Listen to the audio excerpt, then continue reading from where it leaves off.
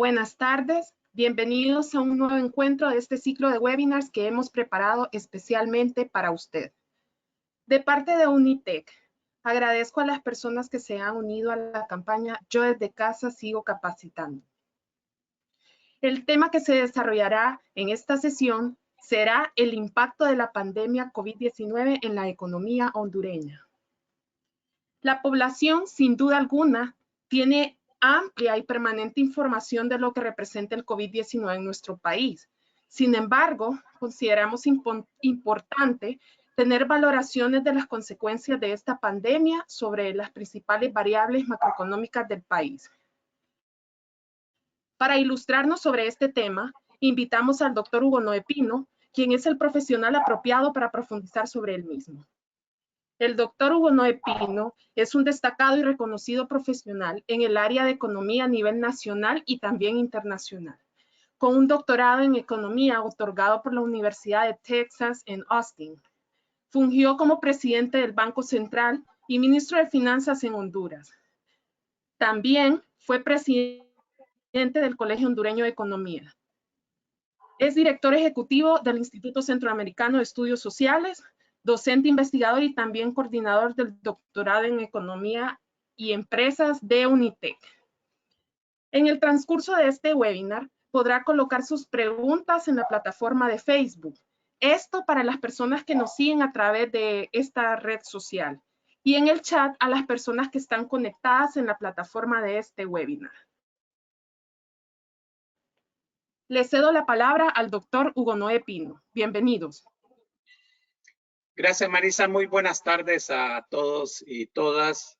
A nombre de la Facultad de Posgrado de UNITEC, les damos la más cordial de la bienvenida para compartir con ustedes esta tarde algunas de las reflexiones que hemos hecho y análisis sobre el impacto que puede tener esta pandemia de COVID-19 sobre la economía hondureña. En primer lugar, les vamos a presentar varios elementos, el punto de partida, que quiere decir la situación en la que nos encontrábamos económicamente hablando antes de esta situación de la pandemia. En segundo lugar, el papel también anterior y actual de la política económica, tanto la política fiscal y la política monetaria, y luego un análisis de las medidas que se están tomando, no solamente desde el punto de vista económico, los recursos que han sido asignados, sino también desde el punto de vista de la transparencia en el manejo de esos recursos. Y obviamente luego vamos a establecer algunas conclusiones preliminares.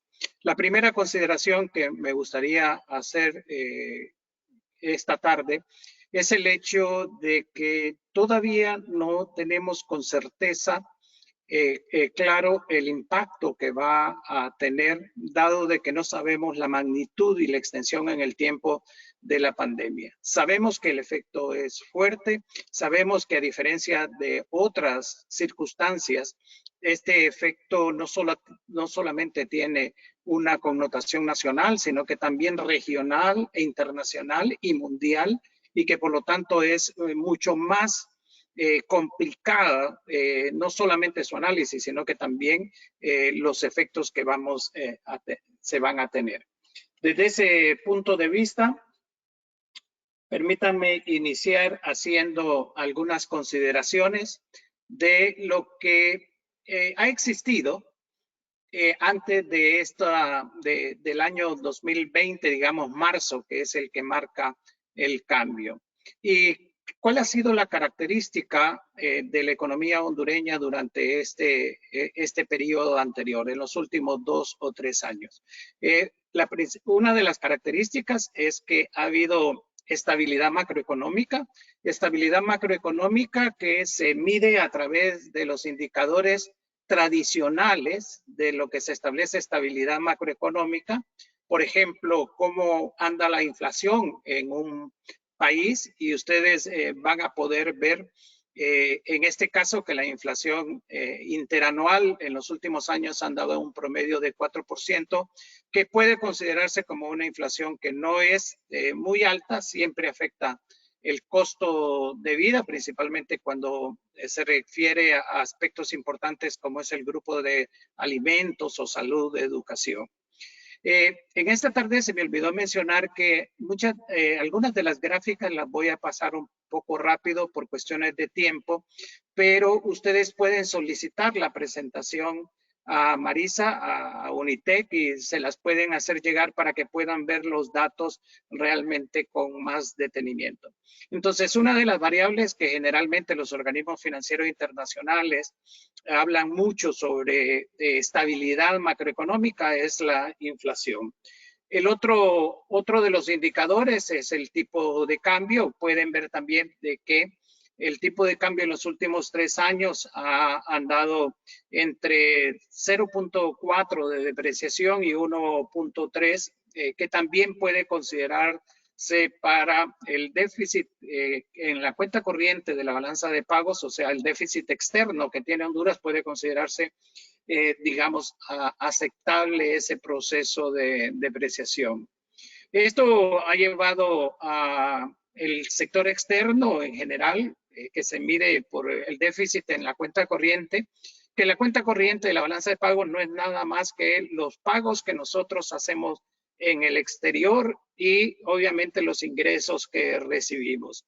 El año 2018 aumentó, a pesar que había venido reduciéndose desde el 2014 en adelante, hasta aumentó a 5.3, después de haber bajado a 0.8 en el 2017.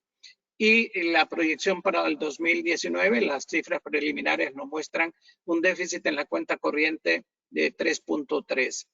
Obviamente, comparado con 9.5, ha habido un proceso de reducción de ese déficit externo que el país venía experimentando con mucha fuerza. Y lo que sí es importante en estos es ver qué es lo que realmente ha pasado el crecimiento económico. Y aquí es donde sí miramos un desaceleramiento en los últimos años. Ustedes pueden ver que en el 2017 la economía hondureña creció 4.8, sin embargo, el siguiente año, 2018, ya había bajado a 3.7 y el 2019, perdón, había bajado todavía adicionalmente a 2.7. Todavía es muy temprano para hacer proyecciones finales, pero es obvio que la entrada en recesión de la economía internacional, aunada a la recesión que va a tener Honduras este año, nos puede llevar a una caída del crecimiento económico entre un 2 y 4%. En la gráfica hemos puesto únicamente 2 y con suerte, si la recesión no es muy fuerte, podemos aspirar a una recuperación el año siguiente, pero que no creo yo que vaya a crecer más allá positivamente, sino que en el mejor de los casos podría ser 0% crecimiento. Esto ya de por sí nos anuncia esa desaceleración económica, nos anunciaba una situación de problemas en la economía nacional que se van a agudizar con la pandemia. Y este año, obviamente, y el próximo año todavía van a ser años mucho más difíciles de los que han sido para la mayor parte de la población los años anteriores. ¿Y cuáles son las razones de este decrecimiento económico? Lo pueden ver ustedes, los principales productos de exportación de Honduras en el año 2019 tuvieron tasas de crecimiento económico negativas en su mayor parte. Los principales, por ejemplo, el caso del café, que en el 2017 aportó cerca de 1.317 millones de dólares de divisa, en el 2019 alcanzó 946. Y ya se imaginan que para este año la cifra o anda igual o anda más bajo. También banano ha visto reducido su nivel de exportación a aceite de palma. Y es que la economía de Honduras está basado mucho su crecimiento en las variables que tienen que ver con el sector externo. Y esas variables son 4 principalmente. El caso de las exportaciones, el caso de la inversión extranjera, los préstamos que entran al país, que la mayor parte son préstamos de gobierno, y obviamente un elemento que ha servido en los últimos años de amortiguador más bien de la situación económica, de que no se deteriore más, como es el caso de las remesas internacionales. Pero ustedes ven acá claramente que en los 2 últimos años han caído las exportaciones de bienes, ha caído la inversión extranjera después de mantener un promedio en la década anterior hasta 2017 de entre $1,000 millones y $1,200 millones de dólares. Cayó en el 2018 a 961 millones y adicionalmente a 498 en el 2019. Esto nos deja una situación más complicada realmente desde el punto. ¿Y qué va a suceder con la inversión extranjera 2020 con esta pandemia que también afecta a Estados Unidos, también afecta a Europa, también afecta al resto de países centroamericanos? Pues como lo hemos puesto en la gráfica, es un gran signo de interrogación y probablemente una reducción adicional. Para darles una idea de lo que importancia de las remesas familiares, en la primera columna ustedes van a encontrar el monto de las remesas y en la segunda columna la inversión extranjera directa. Y solo para dar una clara idea del peso de las remesas familiares con relación a la economía hondureña, tuvimos el año pasado un ingreso de 5.300 millones de dólares contra realmente alrededor de 500 millones en inversión extranjera. Y eso nos dice que por cada dólar que entra en inversión extranjera, entran 5 o 6 dólares en remesas familiares. Las remesas familiares representan un 20% del Producto Interno Bruto en los últimos años y también están amenazadas por la pandemia,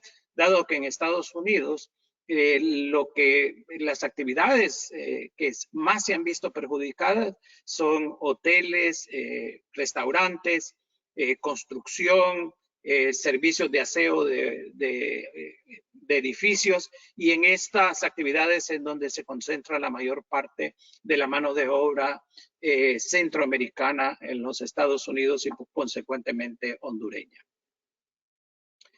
El papel de la política fiscal, pues en tiempos de recesión, esta ha sido una discusión sobre política económica de siglos, desde que empezó la economía como ciencia a finales del siglo XIX.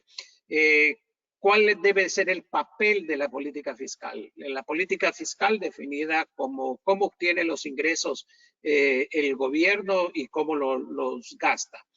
Tradicionalmente se ha considerado que en épocas de declive económico, de recesiones, el gobierno debe asumir una actividad mayor desde el punto de vista del gasto, utilizando tanto la política fiscal como también la política monetaria en cierta forma. Y esos instrumentos se utilizaron después de la Gran Depresión de 1929, pero también se han utilizado cíclicamente en las diferentes caídas de la actividad económica en el sistema capitalista.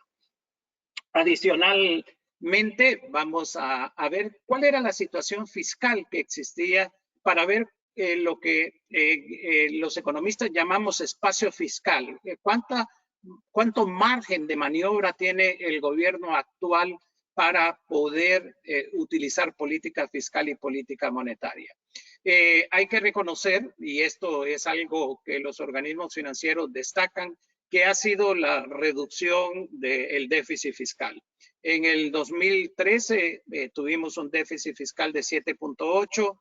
En todos estos años se ha venido reduciendo ese déficit fiscal hasta alcanzar alrededor del 2.5% del PIB el año anterior. No obstante, desde nuestros análisis hemos sido muy críticos en la forma como se redujo el déficit fiscal, porque la mayor parte de la carga de esa reducción se pasó a las espaldas de la mayor parte de la población. ¿Y cómo se manifestó esa reducción del déficit fiscal? Pues se dio a través de aumento de impuestos. Se aumentó el impuesto sobre ventas, se aumentó el impuesto sobre los derivados del petróleo, se establecieron peajes, se aumentó la tarifa de la energía eléctrica y de otros servicios públicos, se redujeron bienes públicos como la salud y la educación, como veremos en una gráfica más adelante, y eso obviamente presenta una condición muy importante. Pero pese a esta reducción del déficit fiscal, el stock de deuda, el saldo de la deuda ha ido creciendo y ocupando cada vez más dentro de las finanzas públicas cantidades mucho más altas en cuanto a los pagos anuales que se hacen en capital e intereses. Esto podemos ver a partir, por ejemplo, de 2014, lo que se denomina en términos económicos la presión tributaria, o sea, cuánto de el Producto Interno Bruto va dedicado al pago de impuestos. Y ustedes pueden ver que antes de 2014 era aproximadamente en promedio entre 14 y 16%. Sin embargo, a partir de 2014, debido al ajuste fiscal fuerte que se dio, incrementó la carga hasta el 18% y de ahí se ha mantenido más o menos en ese promedio. Esto quiere decir que los gobiernos, el gobierno desde 2014 ha contado con muchos más recursos que otros gobiernos anteriores. Este cuadro obviamente no lo voy a describir en general, pero acá sí me interesa recalcar lo que había dicho en cuanto a la carga tributaria. A mí en lo personal me llama la atención que en los últimos días, con la discusión que se está dando con los efectos económicos de la pandemia, salgan algunos tipos de especies de propagandas de que las grandes empresas pagan el 80% de los impuestos en Honduras. Cuando uno analiza esta estructura tributaria realmente y se da cuenta que el 65% de los impuestos son impuestos indirectos. ¿Qué quiere decir? Que son los impuestos que gravan la producción o el consumo y que al final paga el consumidor final. Y aquí tenemos, obviamente, el impuesto sobre venta, tenemos el impuesto de los derivados del petróleo, el impuesto de importación y otros impuestos en alguna forma selectivos. Y adicionalmente la tasa de seguridad que fue establecida y que ahora capta alrededor de 3.000 millones de lempiras. Entonces, esta estructura de los impuestos es lo que se considera a nivel internacional una estructura inequitativa de los impuestos, dado que la mayor parte de la población paga la mayor parte de estos impuestos. Generalmente, cuando los impuestos, como en los países desarrollados, están basados en el ingreso o en la riqueza, que son principalmente el impuesto sobre la renta, entonces se habla de una estructura tributaria equitativa y no en el caso de Honduras cómo se da. ¿Cómo se da esta asignación del gasto público para que entendamos realmente lo que ha pasado en los últimos años? Pues acá van a poder ver ustedes, tal vez no tan claramente por la rapidez como lo voy a hacer. En cuanto a la finalidad del gasto, estos son los montos absolutos. Y aquí quiero destacar dos cosas.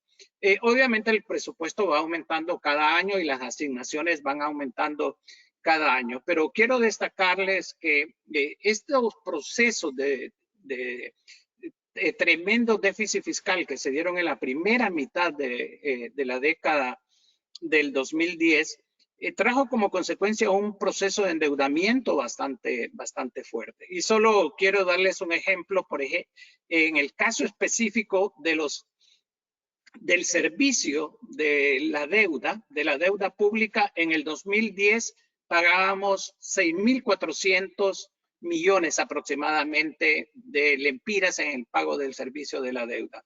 El año anterior se pagaron alrededor de 38.000 millones de lempiras y aquí este año cerca de 40.000 millones de lempiras en capital e intereses. Esto quiere decir de un presupuesto establecido de 155.000 millones de lempiras para el 2020, estaríamos pagando alrededor de un poco más de un 25% del total del presupuesto. Entonces estamos hablando de una gran cantidad. Y luego, si analizamos las cifras y las miramos como porcentaje de gasto, que en esta gráfica están más establecidos. Por ejemplo, para el sector salud, dada la crisis que tenemos, el sector salud tenía en el 2010 14.3% dentro del gasto total del gobierno. Sin embargo, ese porcentaje de 14.3% ha sido reducido al 10.2%. Entonces, aquí ha habido un deterioro realmente en el gasto de salud, en educación también, es más marcado en educación, de casi 33% en el 2010, ha bajado a 19.5%. Sin embargo, el gasto en defensa y seguridad ha aumentado de 12.5 a 14.5 y muchos gastos, digamos, relacionados con programas presidenciales asistencialistas han sido incrementados con mucha fuerza. En este caso, presento el gasto público en salud como porcentaje del Producto Interno Bruto, que es otra de las medidas que sirve para comparar cuántos de los recursos del presupuesto se están dedicando.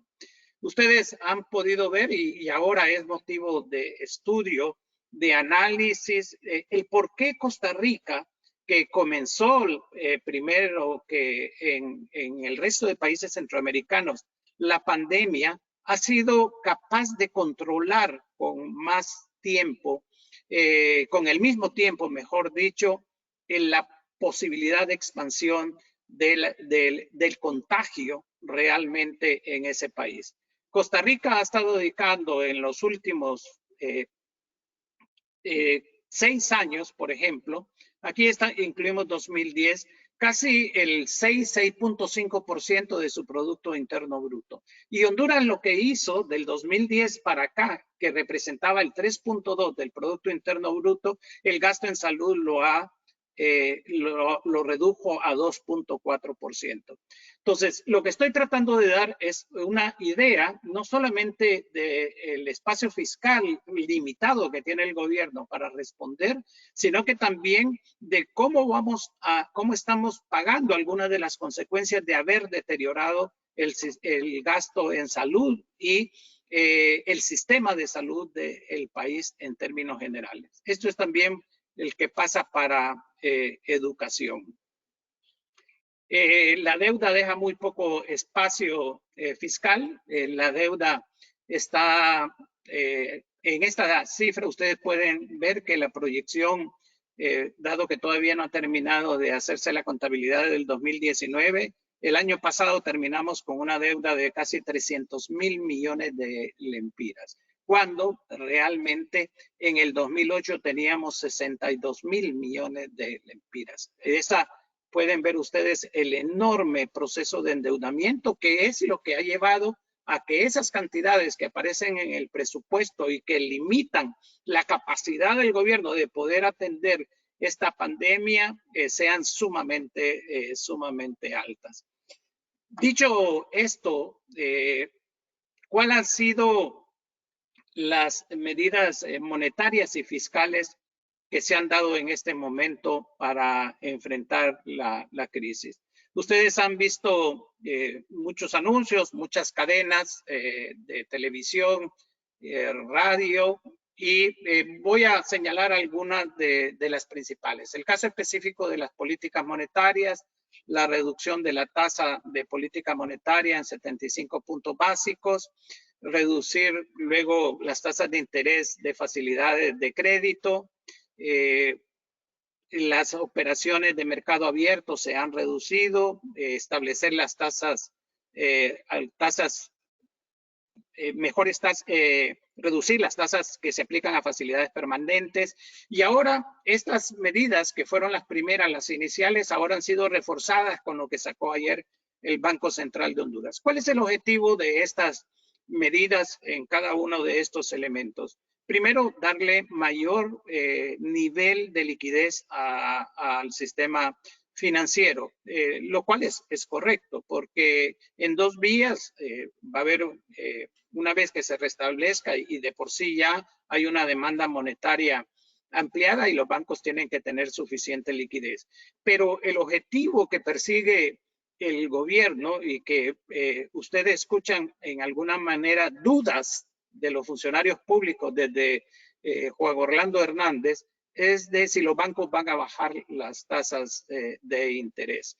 Pero el punto es que aún y cuando el banco las bajan, que generalmente las bajan marginalmente por la estructura oligopólica del sistema financiero hondureño, en este momento la demanda de crédito, con ese proceso de desaceleración económica que ya venía antes de la pandemia, ahora se agudiza mucho más.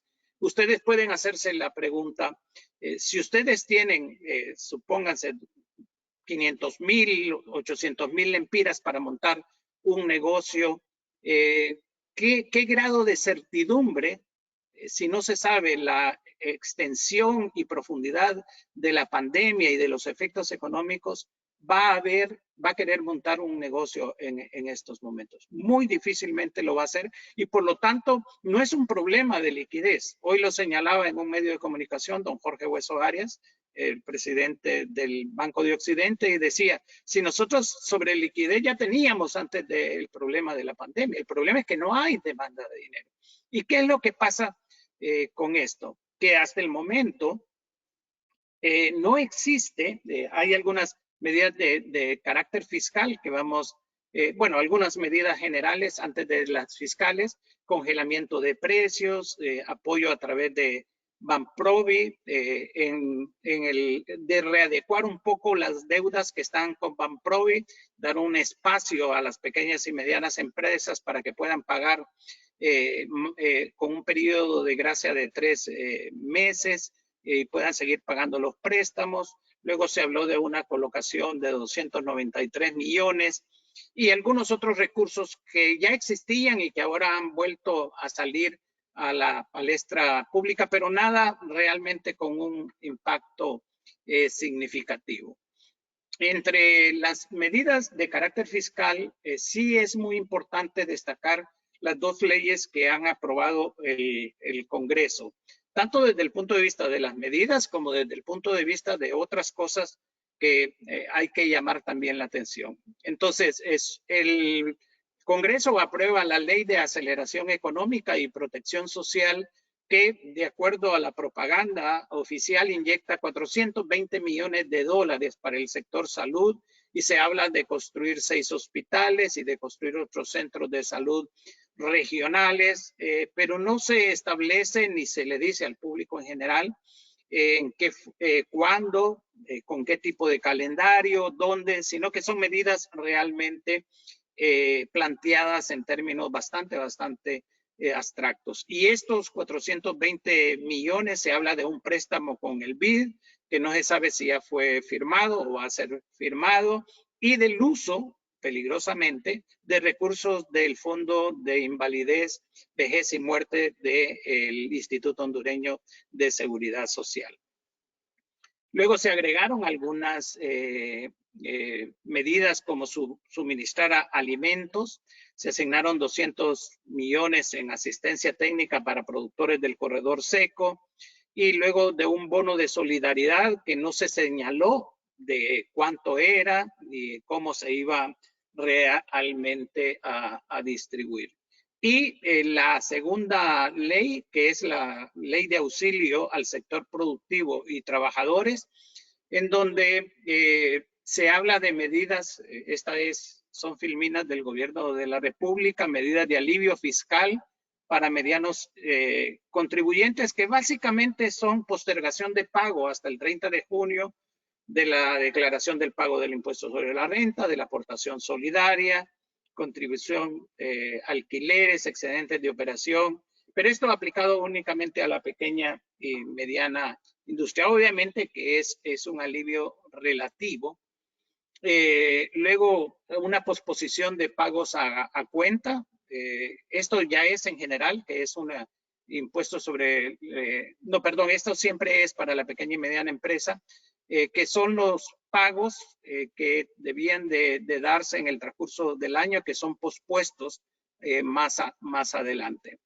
Un beneficio de acceso a la salud a través del seguro, una medida de alivio a trabajadores suspendidos, que ahí hay algunas de las cosas que no están muy claras porque le asignan que los recursos que se van a utilizar para aportar estos 6,000 lempiras a los, por una sola vez, a los que queden suspendidos, va a ser un pago, una contribución entre gobierno, sector privado y RAP.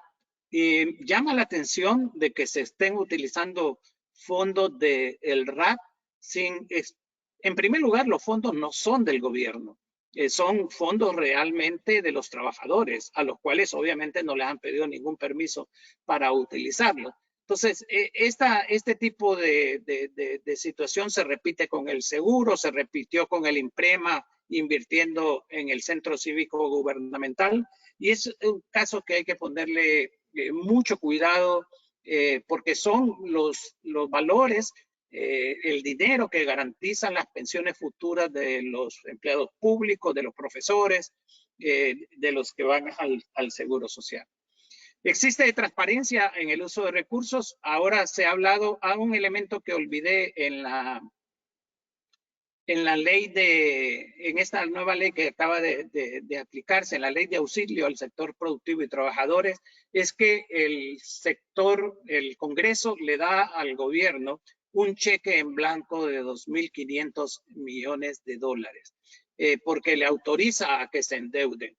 No sé si ustedes han visto realmente la discusión que se dio en Estados Unidos con esta programa de reactivación, podemos llamarlo así, o de estímulo económico que aprobaron en los Estados Unidos. Se presentó al Congreso, son 2 trillones, 2.000 millones de millones en para impulsar la economía. ¿Y qué fue lo que se señaló? Que ahí iba claramente definida cuando se definió, se llevó al Congreso a su aprobación cuánto iba a ser para determinadas industrias, cuánto iba a ser para ser distribuido como una aportación en efectivo a todos los que ganaran menos de 70,000 dólares al año para que tuvieran mayor capacidad adquisitiva. Lo que quiero decir con esto es que si un gobierno va a un Congreso nacional a pedir 2.500 millones de dólares para endeudarse, mínimamente tiene que presentarle un plan en lo que va a gastar los recursos. Y este sí es un problema que tiene que ver, obviamente, con la transparencia en el uso de los recursos públicos.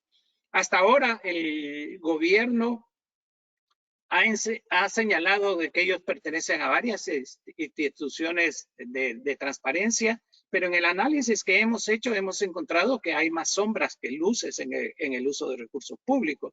Se habla de una iniciativa COST en el lado de construcción, de carreteras, etcétera, pero esa iniciativa, a pesar de todo, no pudo detectar muchos casos de problemas de sobrevaloraciones. En algunos casos sí los detectaron, pero en otros no. Gobierno abierto, EITI son los que son, digamos, algunas de las iniciativas que el gobierno dice somos transparentes.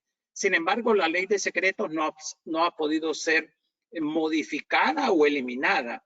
Hay fideicomisos públicos que ascienden a 12,000 millones de lempiras, que es muy difícil saber cómo se planifican y cómo se asignan estos recursos.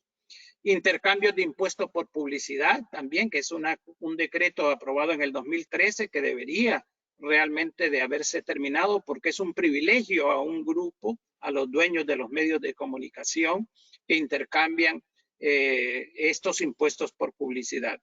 Y en la crisis de la pandemia, en las últimas dos leyes se le da una gran autorización casi a todas las instituciones del sector público de hacer compras y contrataciones directas. Y sin que haya una veeduría con la suficiente credibilidad para realmente supervisar el uso de estos recursos. Y estos son algunos de los problemas que estamos enfrentando actualmente. En este cuadro es el total de fideicomisos. Fideicomisos son recursos que se sacan del Estado, del presupuesto público y se colocan en un instrumento financiero, casi 13.000 millones de lempiras para este año, cuya opacidad es bastante clara en cuanto a su manejo. Ahora, ¿en qué situación social nos encuentra la pandemia realmente? Nos encuentra con desempleo que, si toma en cuenta el subempleo, llega a cerca del 60% de los hondureños, lo cual quiere decir que 6 de cada 10 hondureños está en problemas laborales. ¿Y esto a qué nos lleva? Si el 70% de la población está en el sector informal y solamente entre un 20 y un 25% es sector asalariado, entonces también debemos de preocuparnos por esas personas del sector informal a través de la ampliación de las transferencias en efectivo. En este caso, lo que se requiere para ello es una transparencia de que esos recursos se van a utilizar. Ya ustedes han podido ver en algunos medios de comunicación cómo ya empiezan a haber acusaciones a funcionarios públicos sobre la compra de hospitales móviles, sobrevalorados, etcétera, y no hay realmente en este danza de millones de lempiras que se convierte para tratar de detener esta pandemia y de la reactivación económica, no hay ni un plan integral ni una veeduría social lo suficientemente fuerte. Bueno, esto ustedes lo conocen, las tasas de pobreza y desigualdad. Entonces, vemos que las condiciones del país son sumamente complicadas. Y a manera de conclusión y para finalizar y dar tiempo a algunas preguntas de parte de ustedes, la pandemia que Honduras enfrenta llega en momentos en que la economía mostraba un claro proceso de desaceleración económica. El impacto económico de la crisis sanitaria será fuerte. Se van a perder trabajos, el mundo, la economía internacional se va a ver afectada, dado que esto no se trata de un problema nacional o regional, sino también de la economía global. Algunas de las medidas adoptadas hasta ahora están en la dirección correcta, pero otras favorecen la corrupción. Hace falta un plan integral que contempla la crisis sanitaria y la reactivación posterior. Y todos sabemos que antes de la pandemia el tejido social hondureño era complicado. Mucha división, mucha polarización política, tanto la reelección ilegal como el fraude dividió y divide mucho a la población y no se mira ningún esfuerzo de tratar de cohesionar la sociedad hondureña. Entonces, enfrentar una situación tan compleja, tan perjudicial desde el punto de vista humano y económico, realmente es complicado y el gobierno lo que da más bien señales son de actitudes sectarias. Nosotros somos los que tenemos la capacidad de decidir. Obviamente que la reflexión final es que, parafraseando la famosa canción de mis tiempos de Julio Iglesias, de que la vida sigue igual, pues obviamente la vida no va a seguir igual después de este punto de inflexión que representa la pandemia más estas condiciones previas que tenía la economía hondureña. Y el impacto en lo económico, en lo político y social va a ser muy fuerte. Yo lo dejo hasta allí en estos momentos para dar oportunidad en lo que resta del tiempo a un intercambio tanto de opiniones, comentarios como de preguntas. Marisa.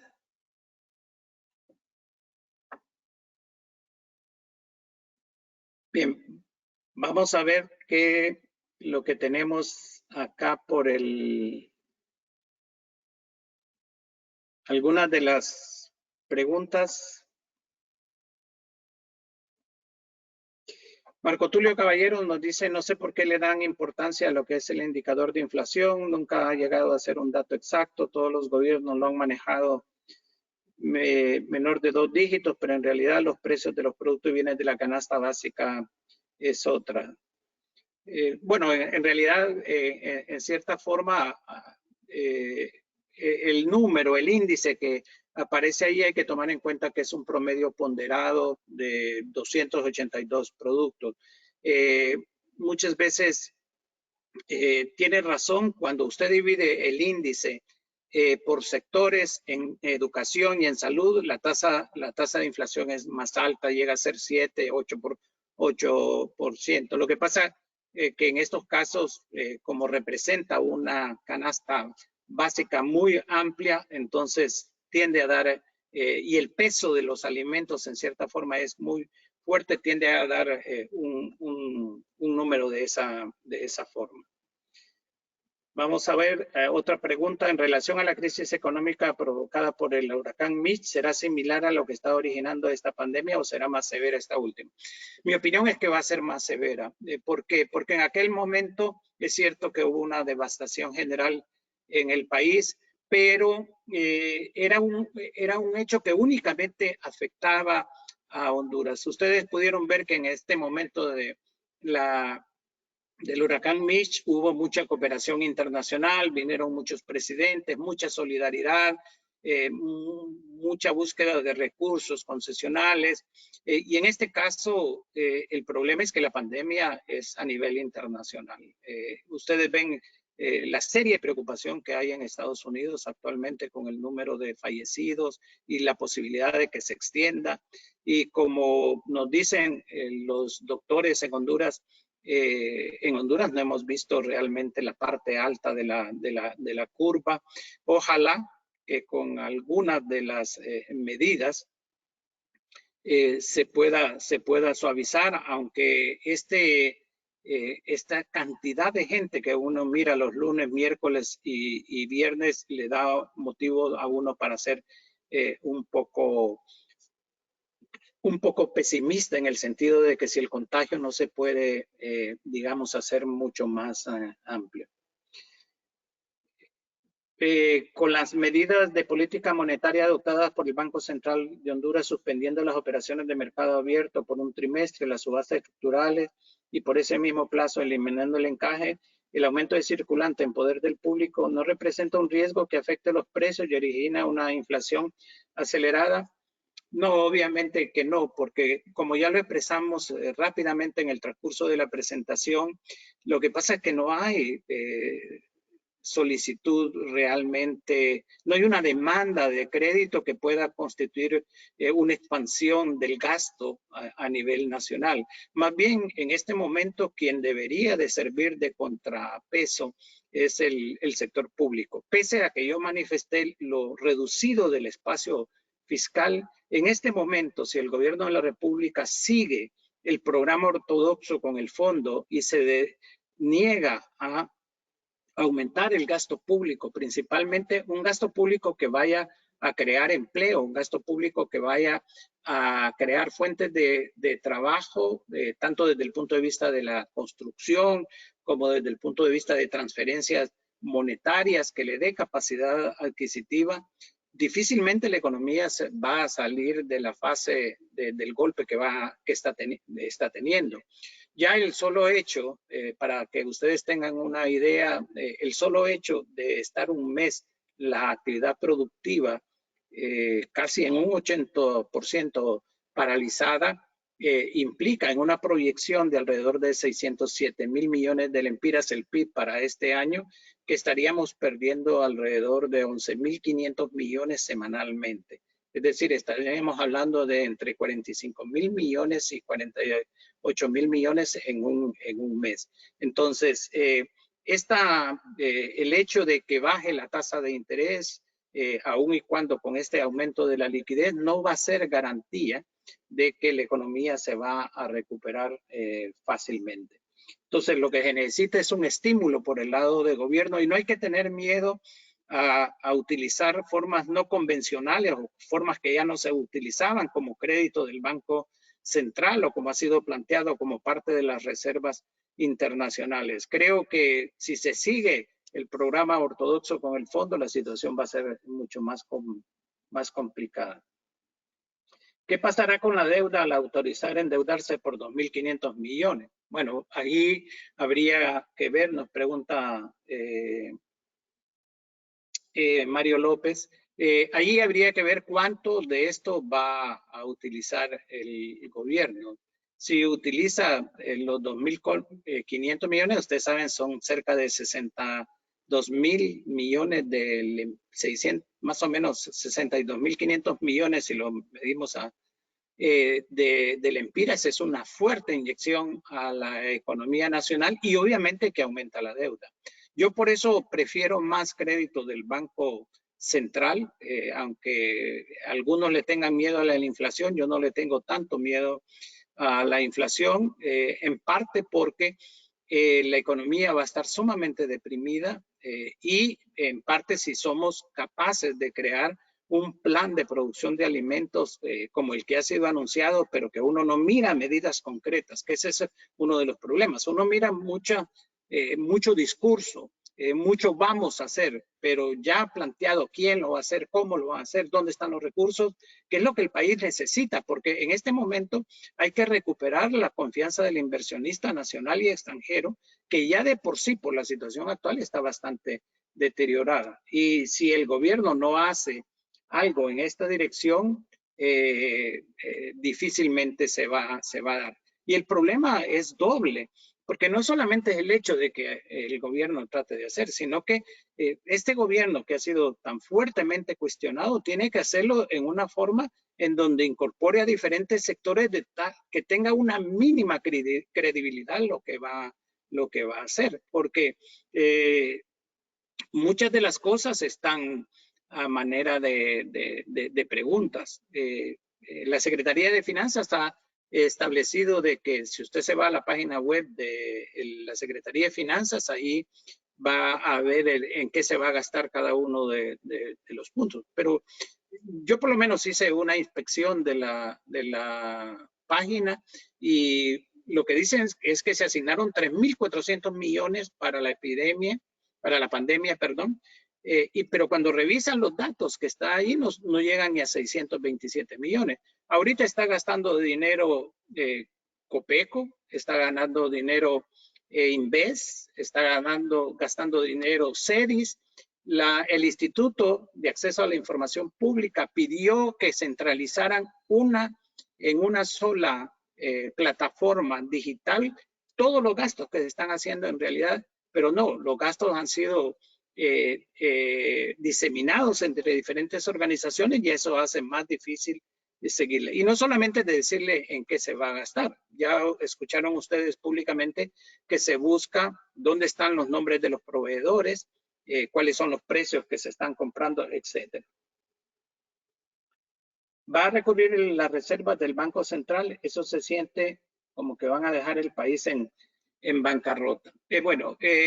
No sé, esa es una decisión del Banco Central, pero si no lo hacen y no autorizan crédito, lo que va a suceder es que la otra opción para financiar el aumento del gasto y el aumento del déficit público va a ser el endeudamiento externo y ahí va a depender de cómo lo haga. Si son recursos concesionales a 30, 40 años, bienvenido, porque eso ayuda. Pero si van a ir a poner bonos soberanos que son a tasas de interés mucho más altas de mercado, que con esta situación de riesgo ahora han de estar más altas de lo que estaba previamente, entonces lo que va a dejar, como dice el comentario, es precisamente una gran cantidad de una deuda inmanejable a los siguientes gobiernos. Vamos a leer un comentario. Entre algunos especialistas, economistas y sociólogos, la crisis de la pandemia estaría exponiendo un punto de inflexión fundamental para la historia del capitalismo por el modelo neoliberal. Por otra parte, el papel del Estado pareciera retomar su sitial para nuevos enfoques en la política social y gobernabilidad.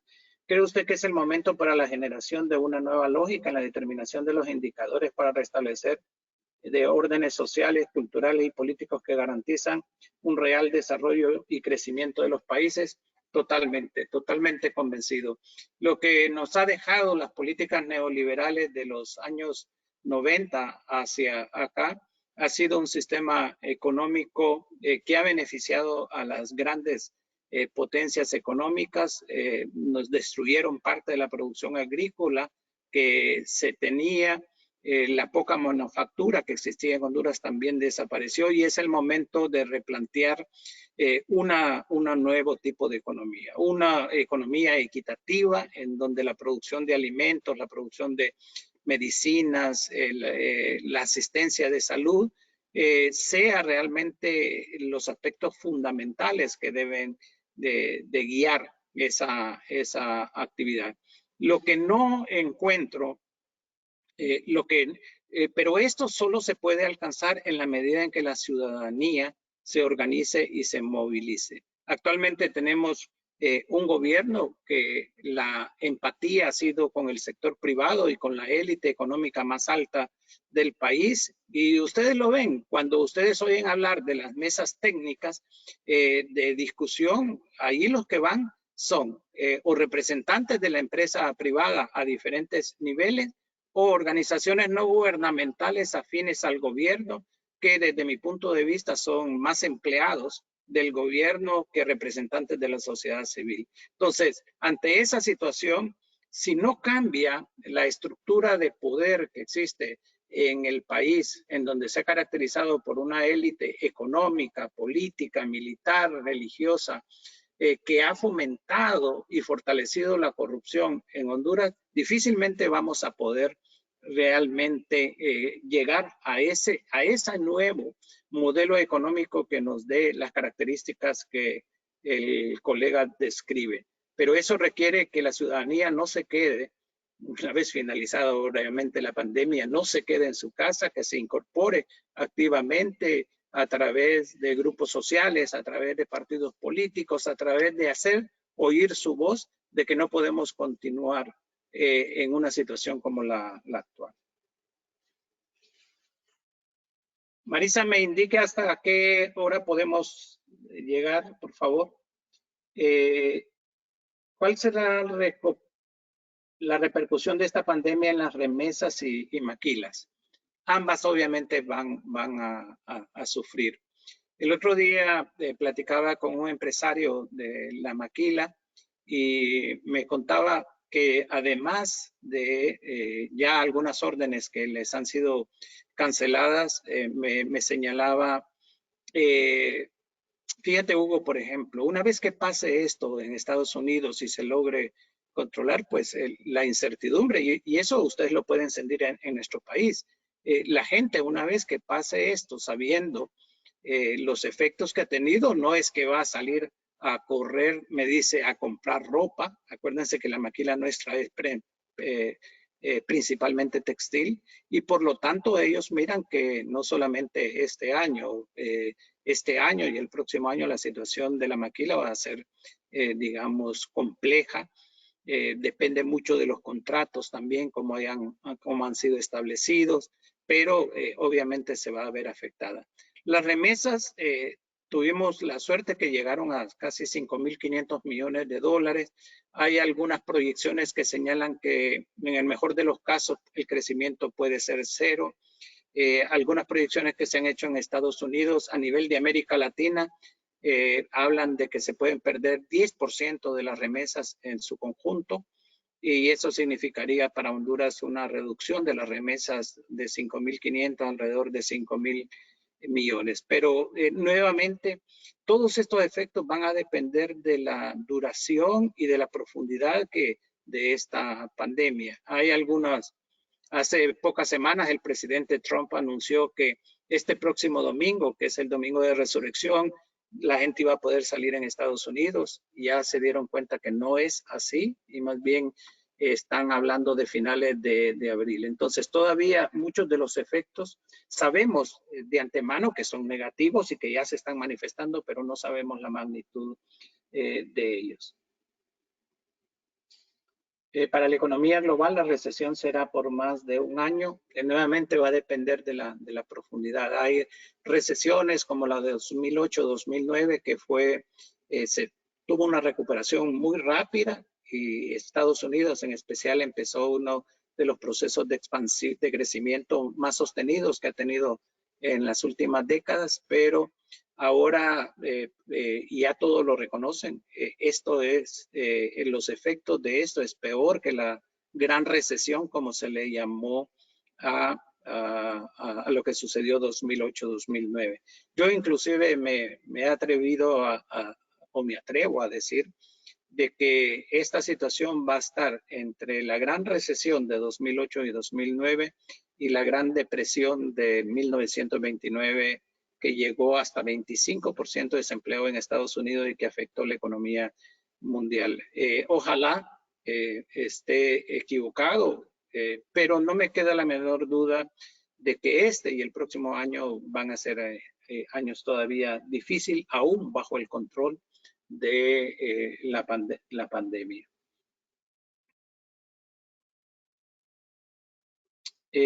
La otra pregunta, para la economía global, la recesión, bueno, esa es la misma que había leído antes. ¿Cuál es su opinión sobre el dilema de priorizar la salud versus la economía y si puede encontrar un enfoque equilibrado? Sí, realmente esa ha sido la discusión que se ha dado en las últimas semanas, y obviamente que mi criterio, aún siendo economista, que las vidas humanas, que la salud de las personas, la recuperación es mucho más importante que la economía. Como alguien ha puesto en alguna de las redes, la economía, por muy fuerte que sea el golpe que recibe, siempre se puede recuperar. No va a ser la misma economía, vamos a tener una economía, ojalá que así se pueda programar, lo que yo denomino una economía de la sencillez. Ojalá que estos tiempos guardados en casa nos hayan ayudado a reflexionar que tener la familia, tener alimentos, tener salud, tener un mínimo de diversión es fundamental, que no debemos de aspirar a grandes cantidades de bienes, de darle un sentido diferente a la vida, de procurar salud, educación y seguridad social para todos. Pero definitivamente me parece que es un falso dilema. Las vidas están por encima de cualquier consideración económica. Sí debemos de preparar todo el arsenal económico para que una vez que se pase la fase más dura de esta pandemia podamos volcarnos a una recuperación económica, siempre y cuando esta estructura política cerrada dé paso a nuevas formas de política en el país. Y quiero señalarles algo. Si insistieran y si el gobierno cede a las presiones de abrir más la parte de económica y que la gente salga como que si no hubiese pasado nada, al final todo se va a caer, porque el contagio va a ser tan general que al final vamos a ver escenas sumamente terribles que no van a dejar que ninguna actividad económica se pueda desenvolver. Sabemos que es una situación muy dura. Pueden establecerse todavía, hoy se planteaban posibilidades de que solo saliera un número de la tarjeta de identidad en un periodo de 10 días para cumplirlo. Todos los números, cada vez medidas que tiendan a minimizar esos riesgos de contagio que, dado el frágil sistema de salud, como hemos expresado, pone en peligro la vida de la mayor parte de la población. ¿Qué efecto tendría esta crisis en las pensiones de los jubilados?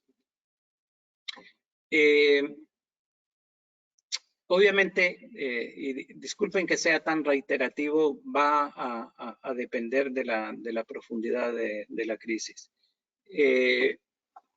tanto en Estados Unidos, nuestro principal socio comercial, como en el caso de Honduras y el resto de países de Centroamérica, si se logra controlar la pandemia en los próximos 2 meses y se puede volver a un ritmo de vida medio, porque no creo que podamos volver a un ritmo normal, por lo menos hasta junio o julio, con suerte.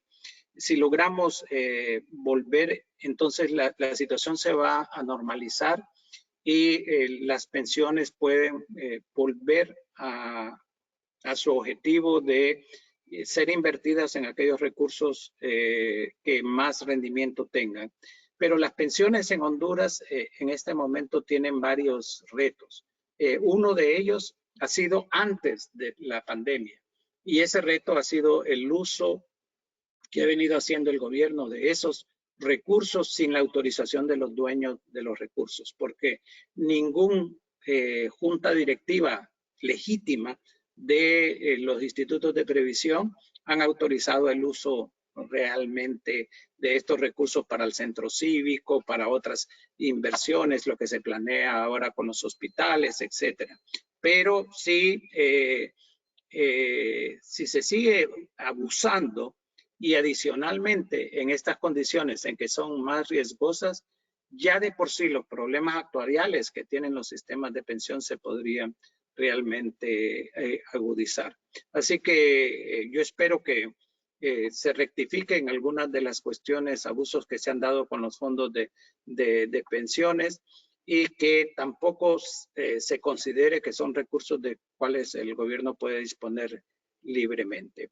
Me dice Marisa que esa es la última pregunta. Yo les agradezco a todos los que han estado pendientes de esta transmisión por su asistencia en forma virtual. Desearles que ustedes y sus familias estén muy bien, a mantenerse en casa. Estas son semanas de mucha probabilidad de contagio y hay que cuidarse mucho. A Marisa, quien ha organizado estos eventos, mi agradecimiento también y reiterarles que estamos a la disposición y que pueden solicitar la presentación en caso que quieran ver los datos y lo presentado en más detalle. Muy buenas tardes a todos.